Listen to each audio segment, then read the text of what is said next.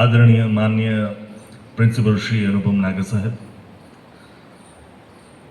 તમામ ગુરુગણ, ગુરુજનો અને તમામ બહેનોને મારા વંદન.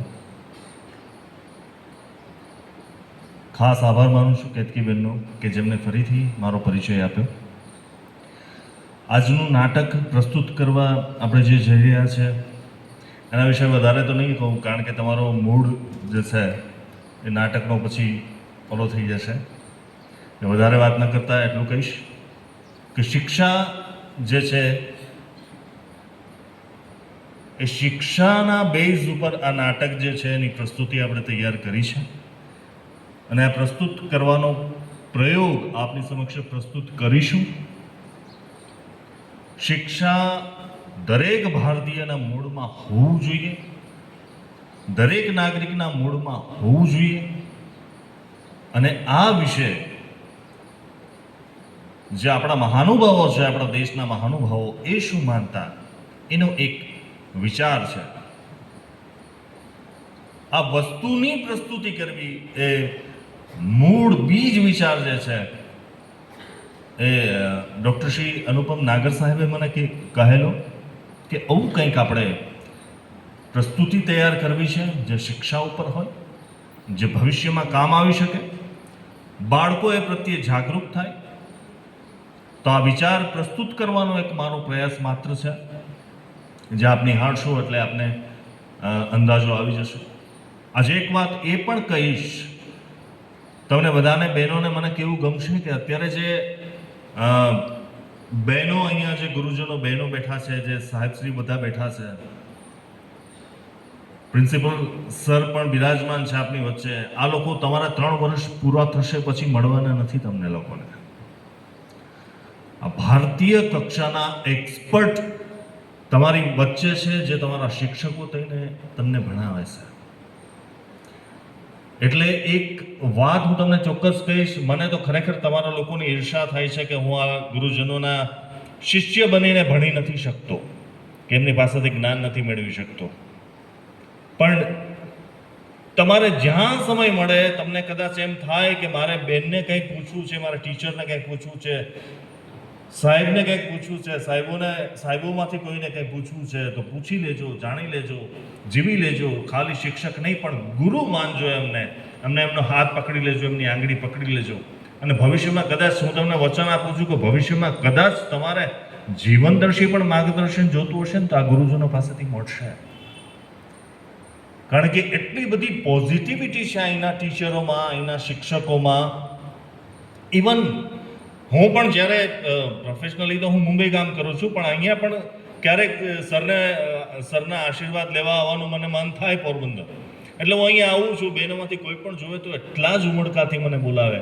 મારા ઘરે મારા બહેનોના ઘરે જાઉં છું ને, જે મારી બહેન મને જે ઉમળકાથી બોલાવે ને, એ જ ઉમળકો કેતકીબેનનો હોય કે પછી શર્મિષ્ઠાબેનનો હોય કે રોહિણીબાનો હોય. એ બહેનો છે એટલા જ ઉમળકાથી બોલાવે. કેટલી પોઝિટિવિટી. આ પોઝિટિવિટી તમને ક્યાંય નહીં મળે. પ્રિન્સિપલ સાહેબશ્રી છે, બહેનો છે, તમને ઠપકો આપે તો સાંભળી લેજો. કદાચ તમને ક્યાંય એવું લાગતું હોય કે આ તો અમને ખીજાય છે, અમારા ટીચર છે અમને ખીજાય છે, અમને નથી ગમતા, તો ભૂલી જાજો. ઠપકા યાદ નહીં રાખતા, પણ જે શીખવે છે ને એ યાદ રાખજો.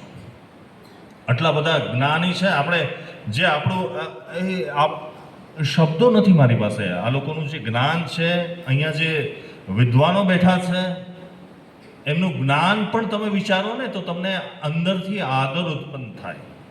એટલા જ્ઞાની અને વિશેષ અનુભવી શિક્ષકો પાસે તમે જ્ઞાન મેળવી રહ્યા છો. આ વસ્તુ યાદ રાખજો. બીજી એક ખાસ વાત હું તમને કહેવા જઈશ કે ગાંધીજી સપ્તાહ, જેમ કેતકી મેમે કહ્યું કે ગાંધીજી સપ્તાહ, ગાંધીજી વિશે, ગાંધીજીના વિચારો એટલા બધા પ્રસ્તુત થાય, કારણ કે દેશ માટે અને દેશ માટેના જે વિચારો ગાંધીજીએ જે એપ્લાય કરવા માટેના જે સૂચનો આપ્યા છે, કે દેશમાં જે વિચારો એમના વહેતા મૂક્યા છે, બધાને જાણ થાય, એમના કાર્યોની જાણ થાય, એમને શું શું બલિદાનો આપ્યા છે એમની જાણ થાય. આજે સોશિયલ મીડિયામાં તમને બધાને ખબર જ હશે, બધા સોશિયલ મીડિયા સાથે કનેક્ટેડ જ છો. ગાંધીજી વિશે ઘણી બધી નેગેટિવિટી પણ ફેલાવવામાં આવી રહી છે. કે ગાંધીજી આવું નથી કર્યું, આવું નથી કર્યું, આવું નથી કર્યું. પણ એ નેગેટિવ વિશે, ગાંધીજીના નેગેટિવ વિચારો વિશે હું એક જ વસ્તુ તમને લોકોને કહીશ કે ગાંધીજીના સમયમાં ગાંધીજીએ આપણા દેશ માટે એમનાથી જેટલું થયું, એમની કેપેસિટી બહારની પણ એમના જેટલી એમની ક્ષમતા હતી એટલું એમને આ દેશ માટે કર્યું છે ને છેલ્લે એમને લોહી પણ આ દેશ માટે રેડ્યું છે, એટલું યાદ રાખજો. તો એ વ્યક્તિત્વને ક્યારેય ભૂલાય એવું નથી. ગાંધીજી વિશે ભલે નેગેટિવિટી તમે સાંભળો કે જુઓ, પણ એને જે ગાંધીજી દેશ માટે કરીને ગયા છે એ બીજો કોઈ વ્યક્તિ કરી શકે નહીં. એ સંત પણ હતા, એ પોલિટિકલ લેવલ ઉપર પણ હતા, એ બધું જ હતા. અને જે પણ એમને કર્યું છે દેશના લોકોની લાગણી માટે થઈને કર્યું છે. આ વસ્તુ તમે યાદ રાખજો. વધારે આપ સર્વેનો સમય નહીં લઉં.